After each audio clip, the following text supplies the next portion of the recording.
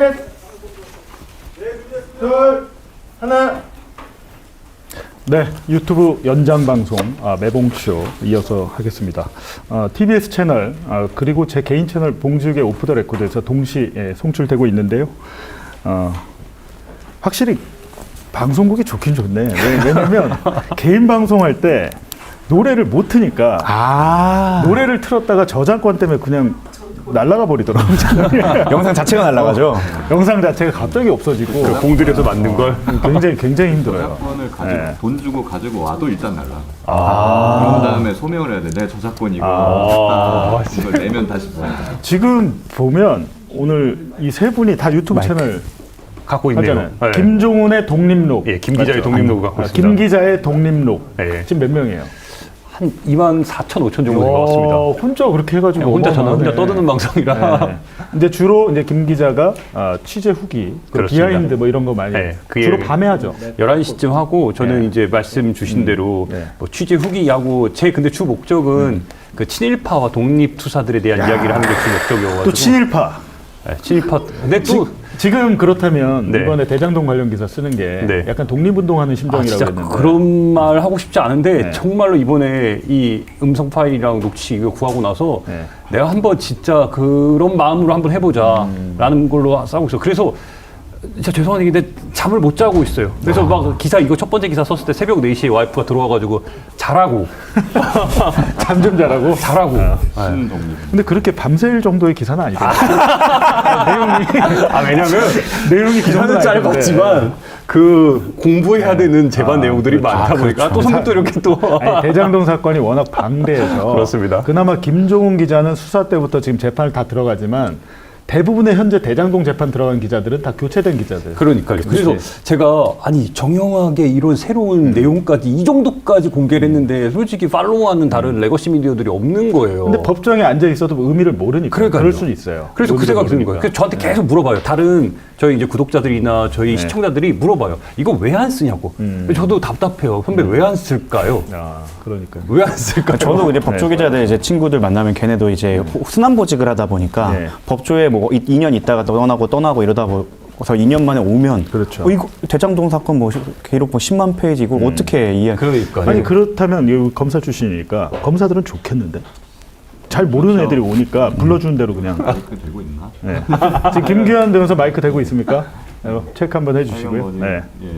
검사 입장에서는 뭐 이게 드러나지 않으면 않을수록 이제 망고땡 아니겠습니까? 아니 근데 일단 정영학 녹취록 녹음 파일을 줬으니까 검찰청에서 검찰청 속기사가 그거를 이제 다시 녹취록을 푸는 거는 이해가 돼요. 이해가 되는데 1차 수사팀이 한 거를 2차 수사팀이 굳이 다시 할 필요가 있냐? 왜냐하면 이게 양이 방대해가지고 1차 수사 때 녹취록 푸는 데만 한 달 넘게 걸렸던 걸로 아는데 한 20명 정도의 속기사들이 해서 근데 그걸 2차 수사팀 때 보니까 전체를 다 한 것도 아니고 일부만 선별적으로 다시 했는데 어떻습니까? 실제로 수사 때 그렇게 다시 하는 경우도 있어요? 저는 못 본 것 같아요. 네. 이거는 어떤 특정한 의도를 가지고 했다고밖에 볼 수가 없고 네. 애초에 2차 수사팀이라는 것이 1차 수사팀이 해놨던 거를 다시 다 뒤집고 새로 네. 프레임을 짜기 위해서 들어온 거잖아요. 그런 경우에나 생각을 할 수 있는 방식이죠. 아마 그러면 1차 수사팀이 네. 해놨던 거 그냥 다 엎어. 그리고 처음부터 다시 해봐. 이렇게 생각을 아마 했던 것 같아요. 그렇죠. 로펌을 운영하는 입장에서 속기 비용이 생각보다 비쌉니다. 그렇죠. 그거를 한 달 동안 그 20명을 동원해서 했다?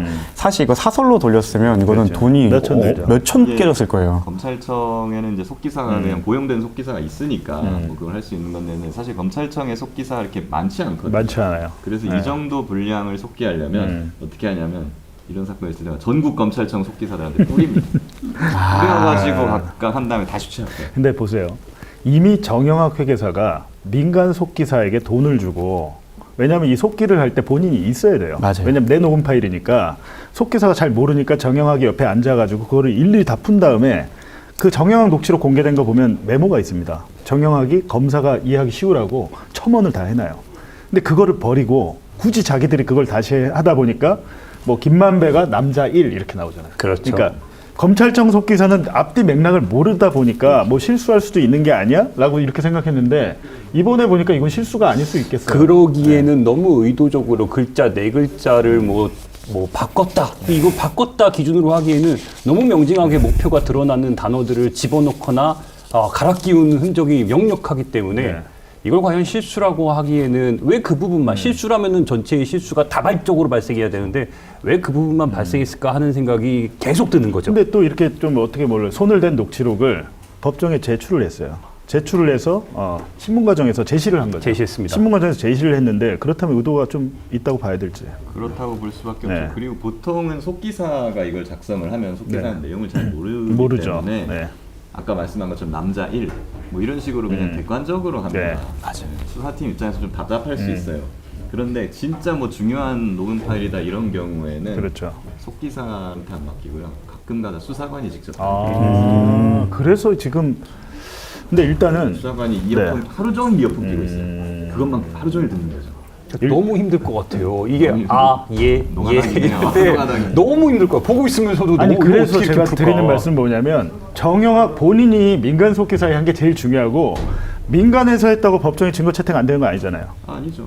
전혀 상관. 그 사람들 다 국가공인 자격증 아닌가요? 전혀 상관.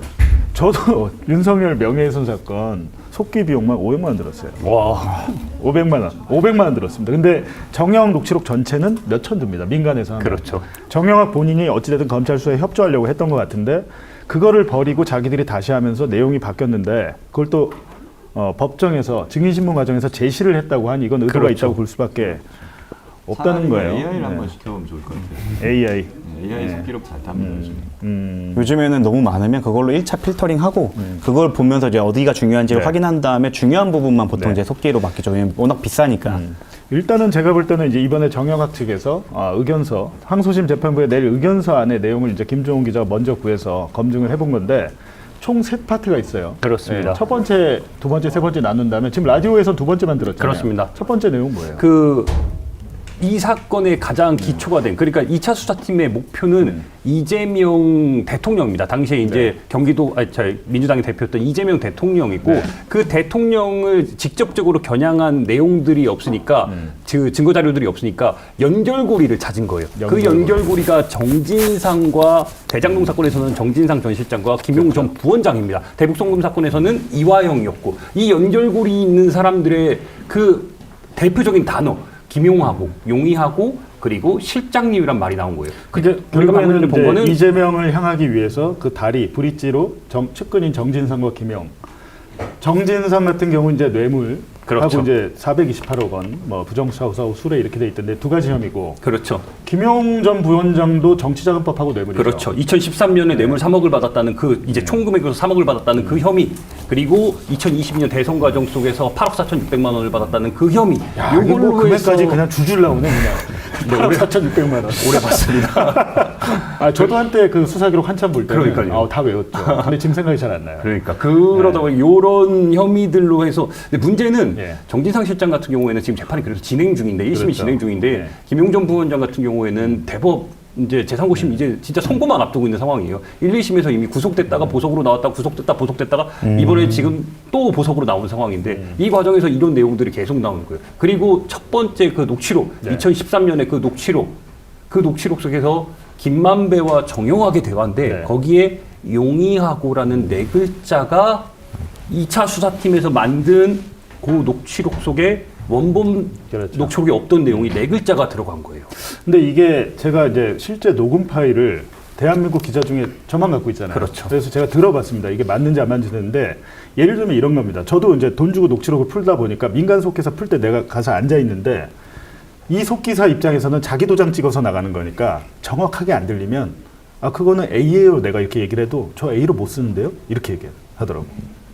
왜냐면 그쵸. 자기가 책임져야 되니까 이거는 청취불능으로 하겠습니다. 해서 이렇게 딱 가로치고 청취불능. 자기가 인정 못하겠는 건 인정 못하겠다고 하는데 검찰청에서는 거기를 이제 용의하고 네 글자를 하는데 제가 볼 땐 좀 청취가 어려워요. 근데 상황이 어떤 상황이었죠? 이 녹음할 당시. 그 녹음할 당시 원본 파일을 말씀하시는 겁니까? 아니면은 그렇죠. 아니 그러니까 이 녹음이 그러니까 정영학과 김만배의 통화잖아요. 아. 이 통화가 이루어질 당시 2013년 그 상황. 그 당시에 2013년에 성남도시개발공사가 만들어지는 게 너무나도 중요한 상황이었어요. 네. 새누리당이 반대하는 상황에서 이 대장동을 개발해야 되는데 새누리당이 계속해서 네. 근원적으로 반대하는데 이 성남시 내부적으로 성남도시개발공사를 통해서 개발을 하려고 하는데 안 되는 상황이었어요. 그러다 보니까 이제 최한구, 대장동류 지역구로 또 최한구, 강항구. 네. 강항구와 그다음에 최윤기를 통해서 뭔가 이거 메이드를 하고자 했던 거고 그 과정 속에서 역할을 하기 위해서 이 사람들이 역할을 부여하기 위해서 지속적으로 접촉을 하고 이제 만들어가는 과정이었습니다. 그래서 결과가 실제로 2013년에 결과가 나왔습니다.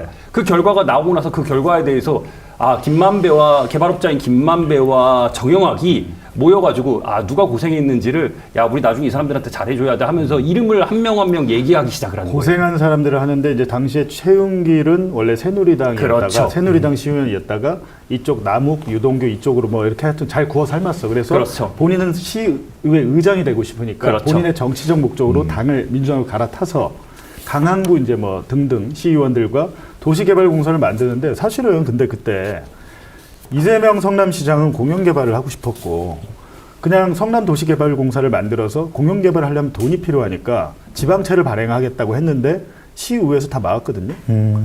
그러니까 민관 합동개발을 할 생각이 원래 없었고 공영개발을 그냥 하고 싶었는데 돈이 없으니까 어쩔 수 없이 대장동을 방관 반민으로 했고 실질적으로 성남시가 쓴 돈 5억입니다. 5억.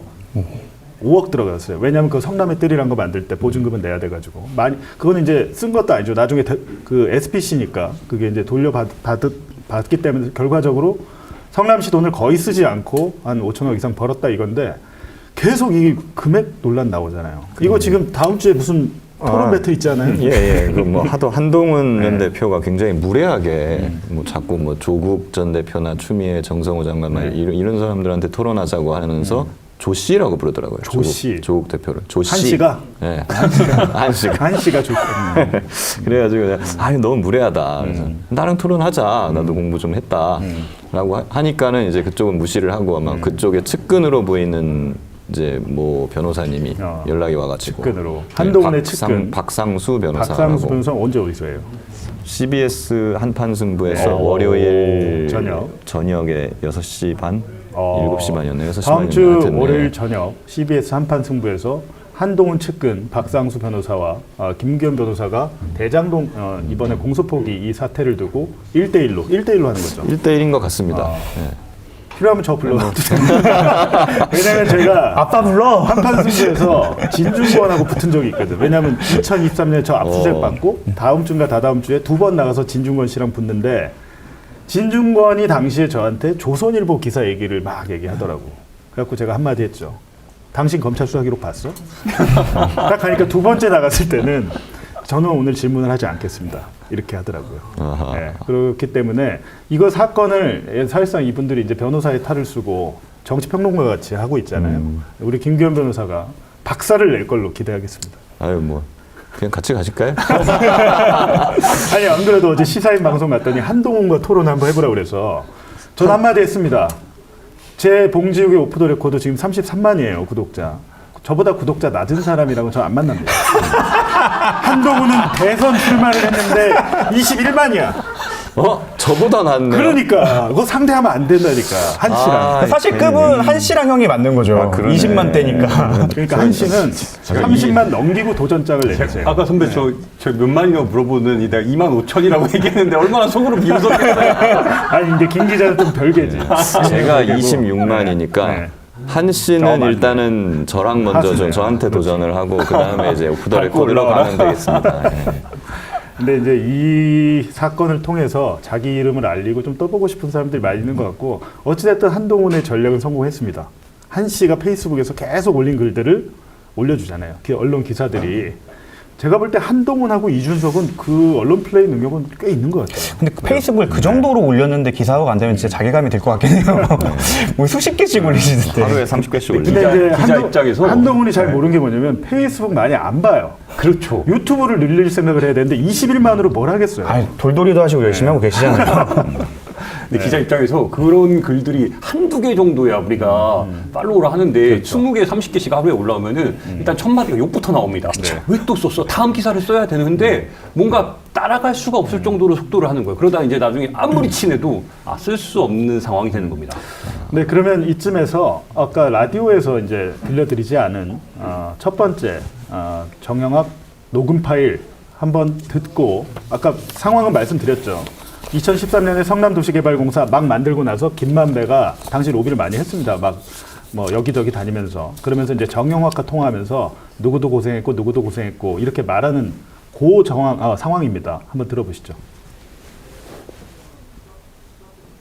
최영길 의장 건도 그렇고 한 번도 받아본 적이 없어. 다 형돈 썼지. 왜냐면 한 번도. 예, 전 속사정 잘 알고요. 예, 그다음에 하여튼 공사 설립할 때 제일 고생 많으신 것도 충분히 잘 알고 있고. 아니 그거는 형은 고생인 게 아니라 상구 형이 고생을 했지. 최영길 의장하고. 네네네. 김상훈 선배하고 형하고. 근데 강 위원장이 이렇게까지 저희는 못했었거든요. 설득을. 그래. 그거 다. 네, 지금 이제 문제되는 부분이 아까 이상훈 선배하고 땡땡하고 근데 검찰은 맞습니다. 거기에 이제 이상훈 선배하고 용의하고 그렇습니다. 김용이 아니고 그냥 용의하고 맞습니다. 그런데 이게 이제 한 문장이잖아요. 근데 용의하고인데 이제 정영학 녹취록에선 용의하고가 없어요. 아예 배제된 상황이죠. 그렇죠. 정영학 녹취록에선 제가 볼 땐 그 민간 속기사가 그 부분 정확하게 들리지 않아서 배제를 한 것 같아요. 그렇습니다. 배제를 했거나 아니면 그냥 그게 단어가 아니고 어떤 뭐 이렇게 한다든지 네. 이렇게 김만배의 말버릇이 있거든요. 근데 김만배가 지금 어떻게 얘기하냐면 야 이거 도시개발공사 만들었는데 나 최용길 의장 니네한테 돈 받지 않았어. 내 돈으로 다 했어. 이게 생색내는 거예요. 생색내면서 이상훈 선배도 사실 아니에요. 이삼우 선배입니다. 정영학 녹취록에는 이삼우 선배라는 사람이 정확하게 나와 있는데 김만배가 실질적으로 자기가 아는 사람들 다 동원해서 뭔가 열심히 한 건 맞습니다. 그렇기 때문에 이제 속기사가 이제 검찰청 속기사가 저거를 이상훈 선배라고 들었는데 뒤에 이제 뭐랄까 추임새 같은 거를 그냥 용의하고라고 하는데 저게 일부러 했는지 가짜로 뭐랄까요 실수했는지 모르겠어요. 그렇습니다. 그리고 네. 법원에서 이 녹음 파일도 한번 현출이 됐어요. 네. 현출이 됐는데 네. 그때 당시에 현출이 됐을 때는 수사가 저희 재판정에서는 현출이 될 때 검찰에 2차 이 파일을 띄워놓고 한 건 아니고 네. 네. 요거는 정영학의 원본 파일을 띄워놓고 요걸 현출해서 확인을 했던 겁니다. 그래서 그때 당시에는 이거에 대해서 그냥 무리 없이 용의하고라는 단어 자체가 없었기 때문에 무리 없이 지나갔었어요. 네. 근데 요거를 항소심 과정 속에서 2차 팀의 녹취록과 정영학의 원본 파일이 차이가 난다는 걸 확인하고 이번에 이 변호인 측에서 의견서에 이거를 집어넣은 겁니다. 네. 그 부분만 좀 다시 조금 느리게 들어볼 수 있나요? 네.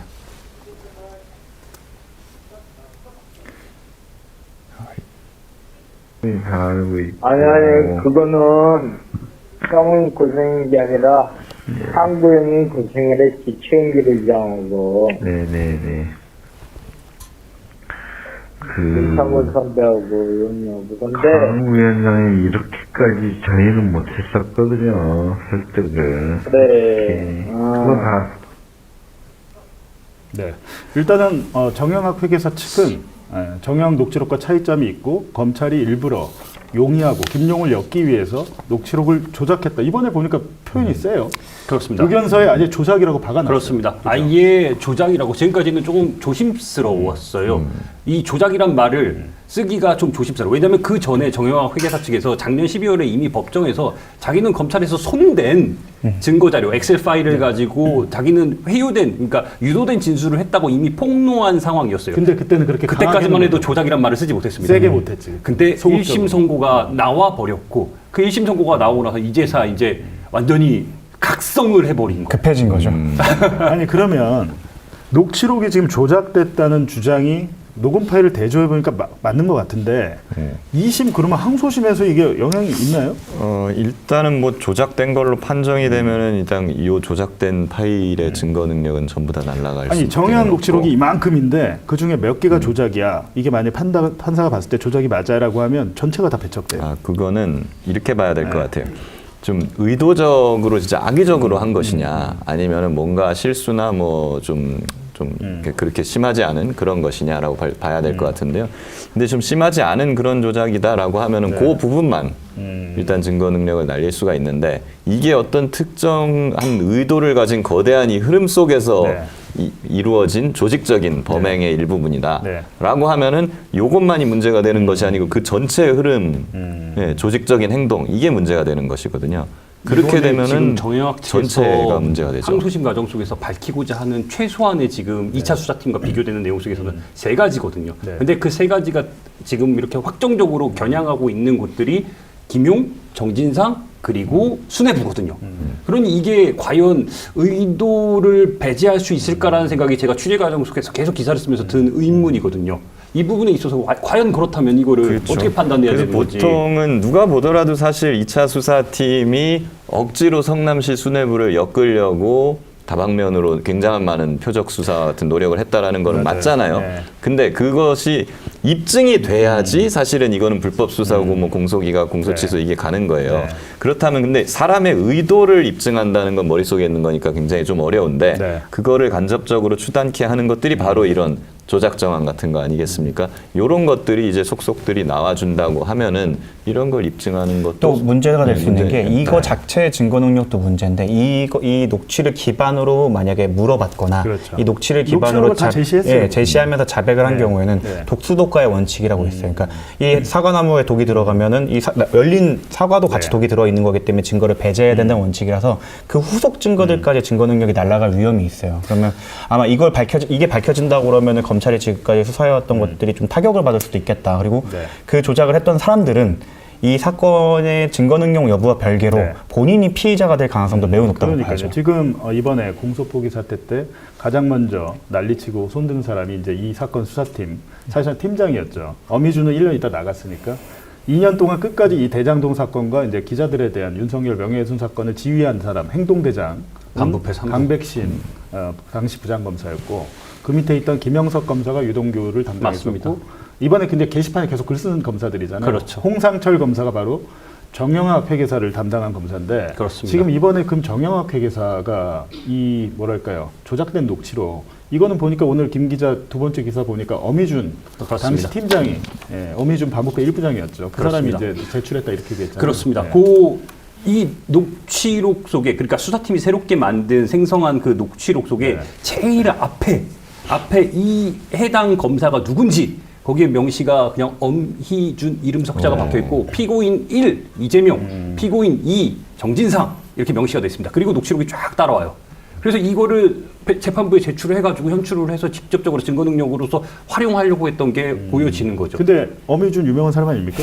이번에 쿠팡 사건. 네, 부천지청장 네. 할 때도 뭐 이미 그러니까. 사실상 뭐 법리적으로 말도 안 되는 네. 불기소를 외압 지시해서 논란을 받은. 그래서 지금 상설특검 아니 근데 그거는 정말 수사를 받고 악질적인 있지 게 않습니까? 쿠팡 비정규직 노동자들 퇴직금 못 받게 하려고 쿠팡 측에 그러니까 노동자들에게 유리한 증거를 지금 빼라고 했다는 거 아니에요? 근데 그거를 국정감사 과정에서 문지석 부장검사가 폭로를 한 거잖아요. 지금 상설특검을 한다고 하는데 어미주는 옛날에 한명숙 사건도 좀 그거 재판도 그렇죠. 있죠. 그리고 이번에 네. 그 녹취에서 또 발견되는 다른 그 사건에 대해서도 묻으려고 했던 정황이나 이런 것들이 밝혀져 갖고 이게 네임드는 한 번 네임드는 계속 네임드다.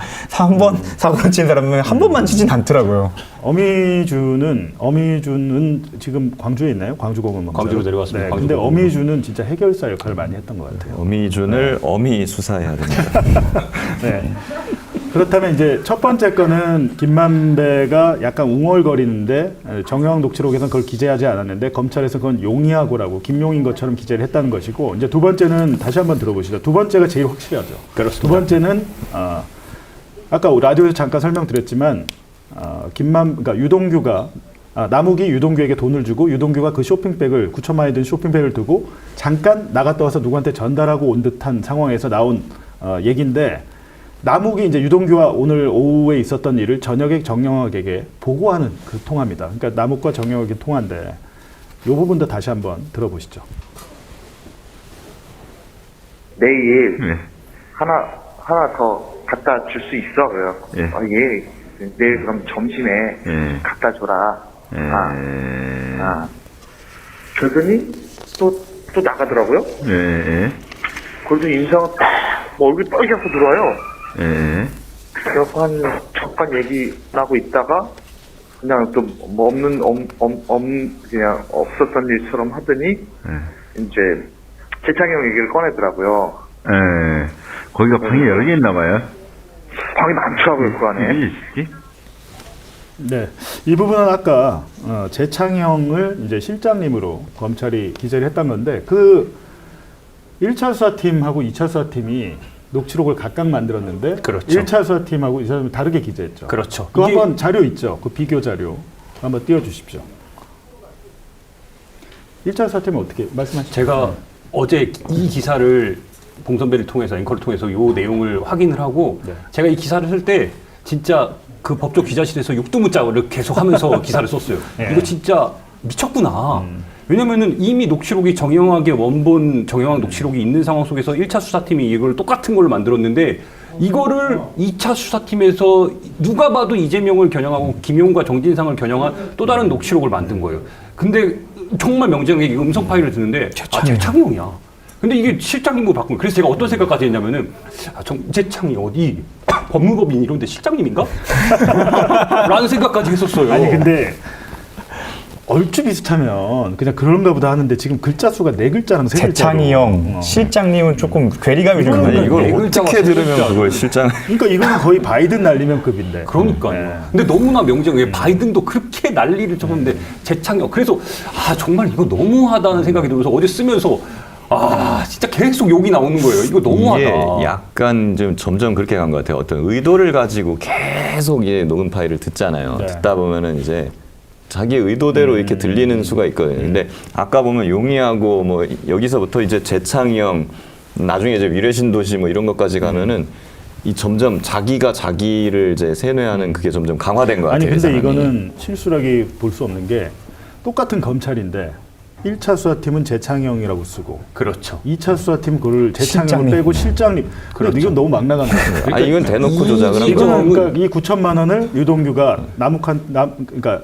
유동규가 남욱의 돈을 받고 그 현장에서 바로 정진상한테 갖다 줬다. 이걸 지금 그렇죠. 만들려고. 이 지점은 네. 녹취록이 3개가 있는 존재라는 거예요. 특히 이 지점 같은 경우는. 근데 너무나 확고하게 이 지금 정진상의 혐의와 김용의 혐의가 2013년에 이 돈 받았다는 이 혐의인데 여기에 정진상을 집어넣으려고 실장님이라는. 이제 재창이 형 얘기를 꺼내더라고요. 예. 지금 이거 왜 플레이가 되고 있죠? 거기가 방이 여러 개 있나 봐요.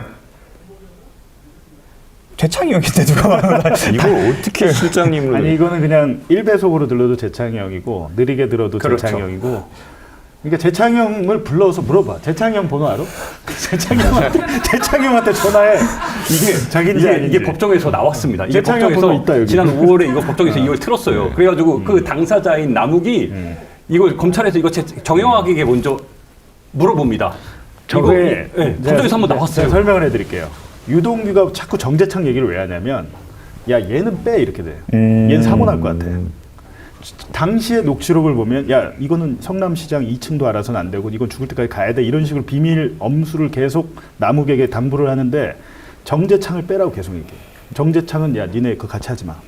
얜 나중에 사고나 이 얘기가 계속 있기 때문에 돈 주고 나와서 또 재창이 형 얘기를 꺼낸 거고 내일 하나 더 갖다 줄 수 있냐는 9천 원래 1억 받기로 했는데 1,000만 원 모자르니까 내일 1,000만 더 가져와 이 얘기를 한 거죠. 근데 실제로 사고를 치죠. 네.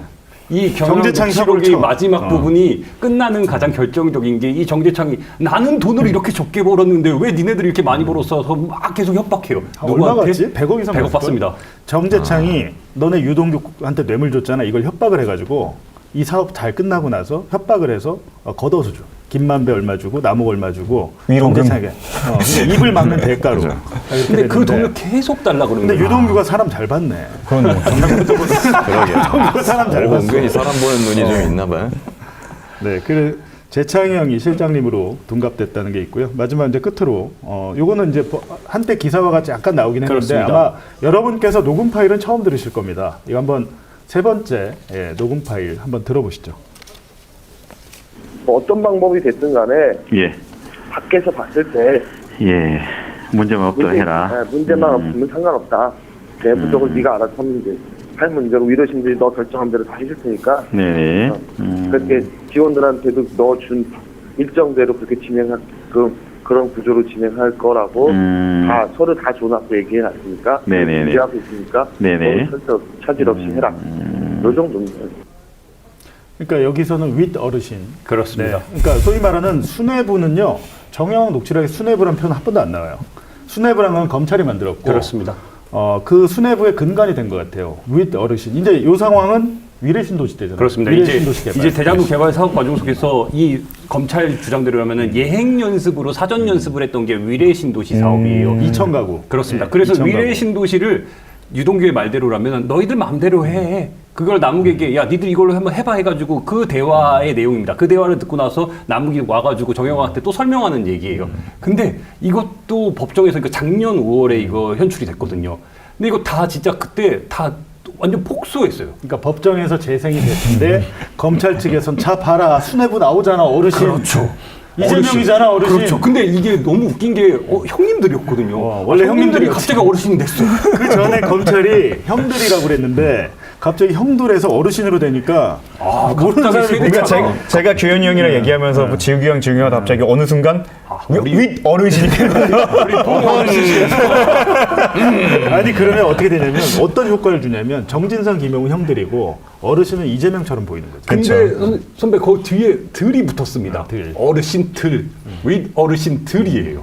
그래서 너무 그리고 요즘에 이게 50억 클럽 얘기하는 거 아니야? 근데 너무나 그 앞뒤 문장을 보고 이게 남욱이 이거를 들으면서 얘기를 했습니다. 아 이거 검찰이 이제 물어봤어요. 이거 윗 어르신들 누구냐라고 하는데 아 이거 어떻게 윗 어르신이냐? 이거 위례 신도시다. 그 자기도 들으면서 헛웃음을 치는 거예요. 검사는 해도 너무하네. 이거 그냥 조사 과정에서 물어봐도 되는 거를 법정에서 그러니까요. 해놓고. 이게 그리고 그게 왜 그런지 알아? 기자들이 와 있잖아. 그러니까. 근데 그 개망신을 당할 줄 몰랐겠지 설마. 그 특수부 이게 윗 어르신이라고 생각을 하고 있는 거예요. 그러니까 특수부가 이제 그런 게 아까 제가 막 자기를 손에 세뇌시키고 막 이런 얘기 하잖아요. 근데 특수부에서 수사할 때 그런 얘기를 해 선배들이 후배 가르칠 때 야 확신을 가져야 된다. 나를 세뇌시켜야 돼. 아니 진짜 이 워딩으로 얘기를 했어요. 결과가 너무나 명징하니까 이 결과를 향해서 무슨 수단이 되더라도 위례 신도리가 윗 어르신이 돼버리고 아니 근데 봐봐. 2차 수사팀이 어쨌든 남욱을 뭐랄까 설득하거나 매수를 해가지고 했던 상황이잖아. 그렇죠. 그때는. 이때가. 근데 남욱도 정말 이거는 인정 못하겠다고 한 거야. 그렇죠. 남욱이 웬만하면은 여기서 협조를 했을 텐데 해도 너무하다고 생각한 거야. 왜냐면 이거 이거 정말 나중에 아닙니다. 나중에 잘못되면은 이거 자체로 문제가 위증이 또 하나 더 걸릴 수도 있는 거니까. 이때 이게 뇌물과 다 관련된 그러니까 이 결국에는 배임으로 가기 위한 그 사전 단계로서 2차 수사팀에서 가장 강조했던 거는 1차에서는 배임을 강조하고자 했다면은 2차는 뇌물이거든요. 뇌물을 통해서 이렇게 이득을 몰아줬다는 걸 그 연관관계를 만들어야 되는데 그 연관관계를 채우면 남은 게 안 부니까 자꾸 안 부니까 그래서 그 구치감에서 중앙지검 구치감에서 너 개복한다. 이때 나온 거예요. 그거를 아이들 사진 보여주면서 결국에는 넘어갔고 개복 검사. 그렇죠. 개복 정일권 선생 저랑 통화했던 그것도 궁금한 게 왜 구치감에서 그거를 그러니까 그때 이미 구속되어 있던 남욱을 데려다가 체포해서 새로운 혐의를 적용하기 위해서 뇌물을 이걸 알아보려고 데려다가 2박 3일간 그 구치감 지하에서 호디부를 하나 준 다음에 계속 조사를 했던 거예요. 구치감에서 재웠다고요? 그렇습니다. 2박 3일간. 그래서 첫 번째 날 자정에 체포로 왔으니까 48시간 데리고 있을 수 있으니까. 아 미쳤고. 그래서 데리고 와서 12시에 조사를 종일 수십 명의 아니. 검사들에게 조사를 맡던 상황에 남욱을 데리고 올라와가지고 밤 12시 무렵에 정일권 검사가 남욱한테 이거는 뭐 남욱의 주장이긴 하지만 아이들 사진 보여주면서 내가 이거 너 배를 개복할 수 있다. 정일권 검사는 저한테 배 갈랐다고 안 배를 하더라고요. 가르고 장기를 꺼낼 수도 그렇게 있고. 말은 정일권 검사는 안 합니다. 자기는 이 검사의 수사 과정이 의사의 치료 과정과 비슷하기 때문에 그렇게 얘기했다. 근데 그렇게 정말 그래요. 그렇게 말한 것부터가 일단 패착이에요. 원래 지금 꿀리니까 그거를 조금 순화하다 보니까 그렇게 된 건데 원래 자기가 부인하고 싶으면은 아예 그런 말을 한 적 없다 그렇지. 이렇게 했을 건데 그렇죠. 예, 자기가 그 말을 했기 때문에 그것은 의미가 그게 다릅니다. 저 의사의 치료 과정이랑 비슷한 얘기를 내가 했을 뿐이지 이렇게 하는 이거는 거는 의사 앞에서 들고 일어나야 돼. 그렇죠. 지금 너의 검찰 조작 수사를 어떻게 의사의 치료 과정에 비교하냐. 근데 문제는 선배 이게 가장 제가 안타까웠던 건 남욱이 이거를 법정에서 울면서 얘기를 했거든요. 정진상 실장 재판에서 울면서 얘기를 하는데 남욱 사실을 패스한 변호사잖아요. 근데 버티다가 아이들 사진을 보여줘가지고 다 턴다 막 아니, 얘기를 누구라도 하니까 눈물이 나오지. 눈물을 보면서 그 뒤로 실제로 이렇게 되고 나서 이 뒤에 진술이 이 뇌물 사건 관련된 진술이 형들 들은 것 같다 이 라고 말을 하게 됩니다. 피도 눈물도 없는 사람들인 것이 자, 이 사람들은 그때 윤석열이 대통령 되고 나서 검찰 수사팀은 눈이 뒤집혀 버린 것 같아요. 그냥 우리 세상이 다 왔고 이거 수사만 내가 어떻게든 메이드 해버리면은 나는 탄탄대로야 출세야 여기에 눈이 뒤집힌 것 같아요. 보통은요 포렌식 하다가 아이 사진이 나오잖아요. 저도 포렌식 많이 했잖아요. 수사하다 아이 사진이 나오면 일단 내가 마음이 약해져요. 그렇죠. 네. 검사 자체가 마음이 약해져가지고 아씨 이런데 이걸 계속 해야 되나 막 이런 생각이 드는데 오히려 이 수사팀은 그게 아니고 애 사진 나왔어 이거 보여주면서 더 협박해야지 이랬다는 거 아니에요. 실제로 근데 승진을 아니, 했죠. 그게 아니고 원래 그 사건과 관계없는 사진, 그 포렌식에 나온 사진이든 영상이든 이 사건과 관계없는 건 갖고 있으면 안 돼요. 폐기해야죠. 그치? 원칙은 원래는 그래야죠. 그거는 우리한테 그렇게 얘기를 하잖아요. 네. 선택을 우리를 예를 들면 저는 받았잖아요. 그거를 디지털 포렌식 현장의 증거 선별 과정이라고 합니다. 제 휴대전화를 포렌식을 해서 저를 불러요. 그래갖고 사건과 관계 있는 걸 자기들이 할 텐데 거기서 많이 싸우잖아요. 그거- 근데 예를 들면 저 증거 선별할 때는 수사관이 와이프랑 문자로 부부싸움을 한 게 있거든. 그거를 가져가려고 난리를 치더라고. 그래갖고 아니 이건 사건과 관계가 없는데 사생활인데 이걸 왜 가져가려고 하니까 아 이건 가져가야 된다. 그래갖고 내가 난리 쳐서 검사가 오고 난리가 났어. 그래갖고 아니 부부싸움 문자로 한 걸 이걸 왜 가져가려고 그러냐. 근데 속으로는 그랬겠지. 봉지욱의 파렴치함을 입증할 수 있는 자봐 부인한테도 막 화내잖아. 봉지욱의 파렴치함을 입증할 수 있는 증거다. 뭐 이렇게 활용하려고 하지 나중에 않을까. 가면 막 그렇게 될 수도 있고 아니면 공소장에 나올 수도 있어요. 당시 피고인은 부인과 부부싸움을 해서 기분이 좋지 않은 상황에서 매우 궁지에 몰려 있어. 이거 범죄의 동기를 부부싸움으로 만들려고. 근데 지금까지 우리가 막 그 레거시 미디어에서 포장해주던 그 특수부 검사들의 실력이라는 거의 실체가 이런 건 거죠. 네. 그 에이드 사진 보여주면 협박하고 또 그 명징한 녹취를 조작을 하고 네. 이런 것들이 그들의 실력이었다. 그리고 엄플하고 이거에 이제 민낯이 밝혀지는 과정이라고 생각을 합니다. 자 그러면 윗 어르신 이재명과의 연관성을 만들려고 했던 걸로 보입니다. 윗 어르신이 나오는 녹음 파일 한번 들어보시죠.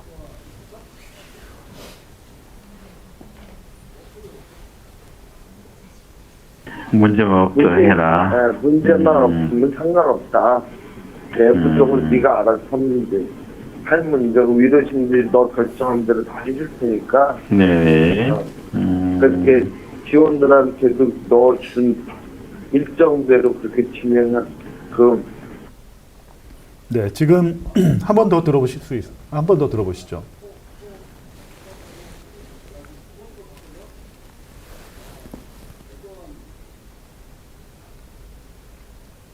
네, 한 번 더 들어보겠습니다.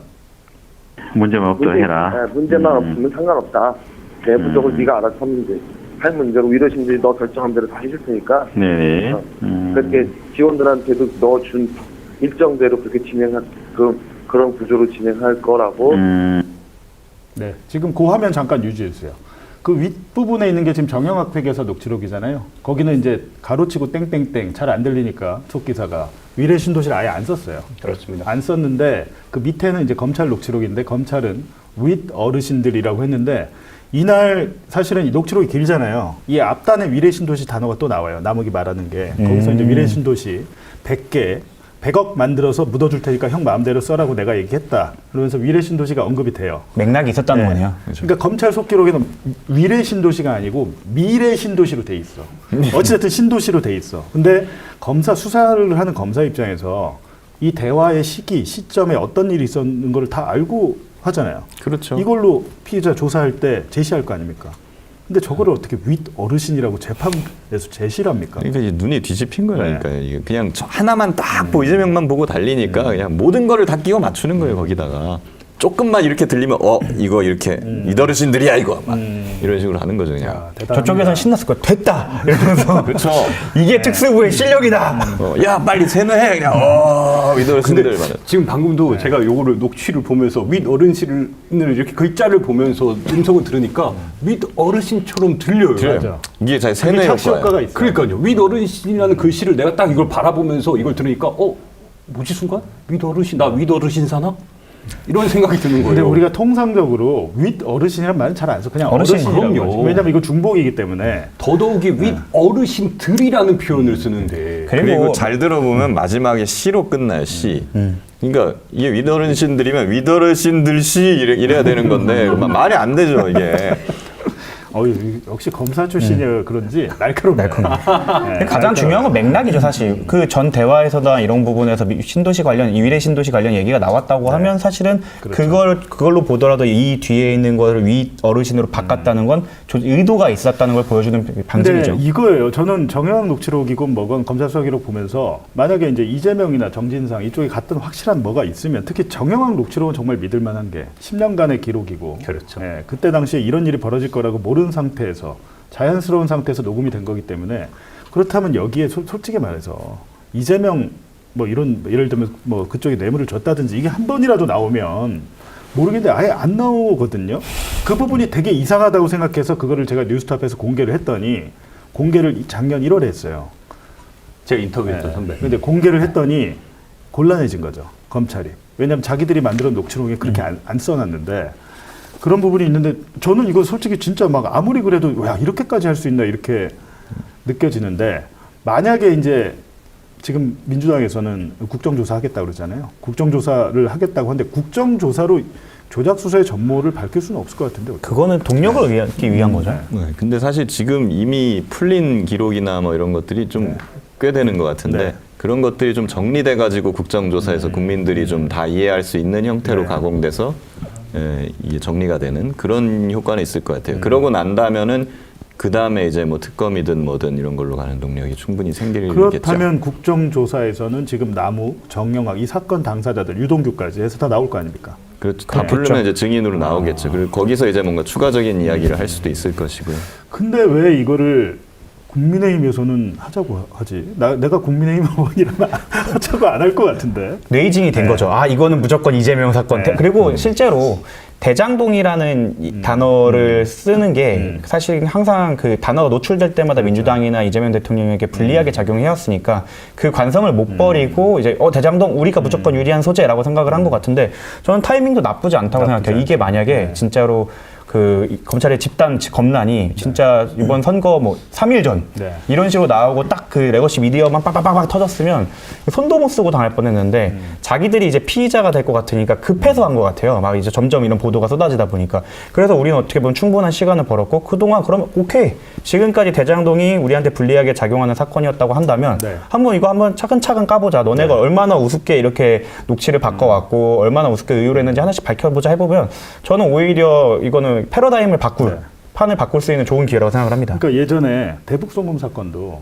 이화영 전 부지사가 국정감사에 나오면서 이후에 여러 가지가 폭로가 됐고 연호의 술파티 폭로가 됐고 이후에 이제 또 법무부의 조사 그리고 서울고검의 감찰 그리고 수사. 이게 단계가 있네요. 그렇죠. 근데 문제는 너무나 힘든 과정이 그 이화영 전 부지사가 작년 10월에 박상영 검사 청문회에 나와가지고 증언을 했잖아요. 대한민국 검찰이 무슨 짓을 하냐? 그 증언한 걸 가지고 또 위증으로 기소를 합니다. 그리고 그 재판이 지금 국민참여재판으로 다음 달에 열릴 예정인 거예요. 근데 그거는 결과적으로 검찰이 자승자박한 결과인 게 국민참여재판하니까 판사가 현장 검증하겠다고 편의점 그 소주판대 거기 1313호 다 가보겠다. 국민참여재판이 좋네. 결과적으로는 그렇게 그러니까 자꾸 미루려고 하는 거예요. 다 1심은 그냥 다 국민참여재판으로 가는 것도 사법개혁에서 한번 검토를 해볼 필요가 있어요. 그러니까 박사영 검사나 검사들은 자기들은 수사받을 일이 없기 때문에 자기들이 뭘 했던 건 간에 자기들의 치부는 드러날 가능성이 없다라고 굳게 믿었던 것 같아요. 그러니까 이렇게 강하게 나오는 거예요. 지금 1년의 사건들을 제가 이제 대장동도 보고 있고 대북송금도 보고 있지만 1년의 사건들을 보면서 제가 만약에 내가 그 당사자가 돼가지고 무슨 발언했다고 기소되고 이 변호사 만나야 되고 막 우리 집안 다 털리고 내 친구들 다 털리고 하면은 그런 생각이 자꾸 드는 거예요. 버틸 수 있을까? 과연 버틸까?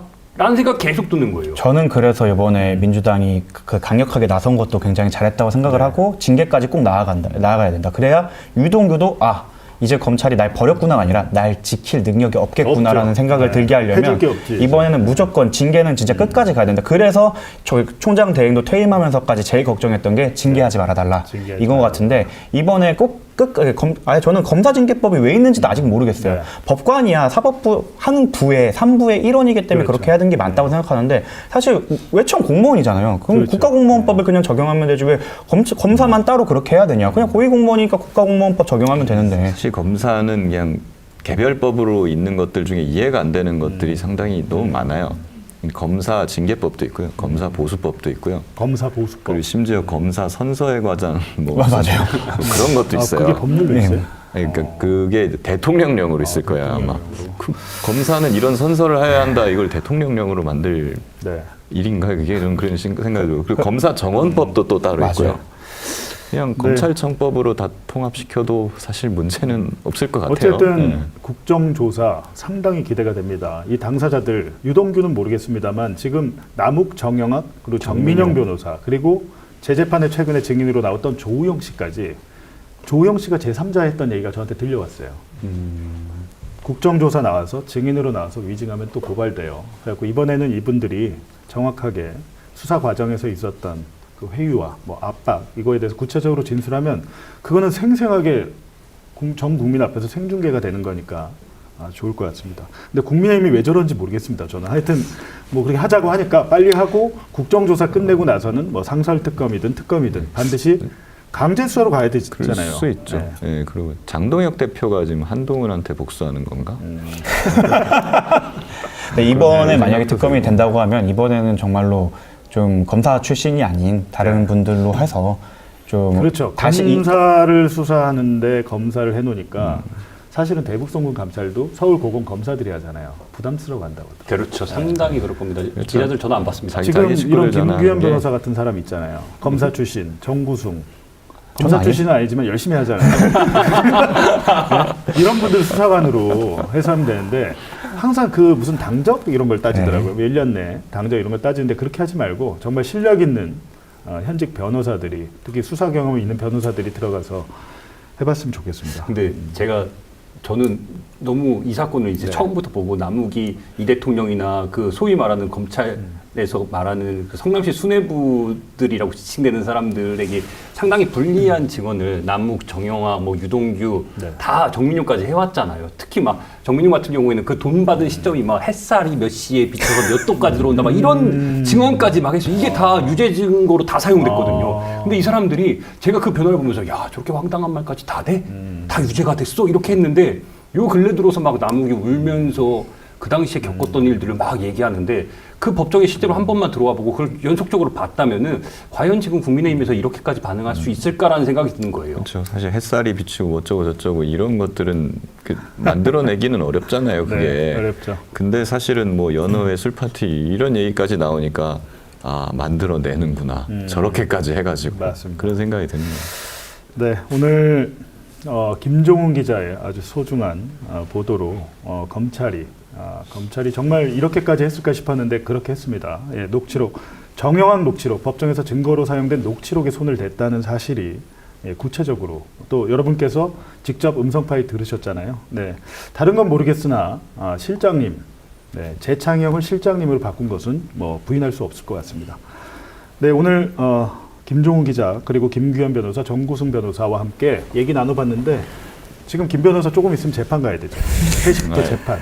변호사로서의 업무도 수행하고 있으니까 혹시 사법 리스크가 있으신 분들은 김규현 변호사에게 사건을 좀 그리고 김규현이 바쁘다. 그럼 정구승 변호사에게 상담을 하시면 저희는 변호사가 15명이나 계십니다. 정구승 저희가 더 변호사 그 급합니다. 회사 이름 뭐였죠? 법무법인 1로 저희 급합니다. 여러분 많이 찾아주시기 김규현 바랍니다. 변호사는 LKB 파트너스입니다. LKB 평산. LKB 평사 여기 큰 데입니다. 여기는 좋은 대형 데잖아요. 로펌. 네. 저희 법무법인 1로 저희는 자영업자입니다. 열심히 도와주십시오, 여러분. 그리고 우리 김종훈 기자는 항일로드 2000km 책을 냈는데 지금 알라딘에서 무슨 올해의 책 선거 이게 알라딘에 가입돼 계신 분들은 가입 안 돼 있어도 알라딘에 가시면 그 올해 책 그 투표를 하고 있는데 100번에 인문 뽑혔습니다. 교양 부분에 있습니다. 인문 맞습니다. 교양 부분에 지금 항일로드 2000km 아유, 고맙습니다. 한번 밀어 주시죠. 얘기가 나온 김에 오늘 하는 재판도 상당히 좀 의미가 있는 맞아요. 재판이라서 네, 그래요. 잠깐 말씀을 네, 드리자면 명동이나 그 아니면 종로의 그 위안부 소녀상 네. 있잖아요. 소녀상 거기 가면은 뭐 우리는 항상 위안부 할머니들이랑 뭐 같이 하는 그분들이 집회하는 걸로 알고 있는데 네. 언젠가부터 거기에 그 일본 전통 옷을 입고 일장기를 들고 맞습니다. 네.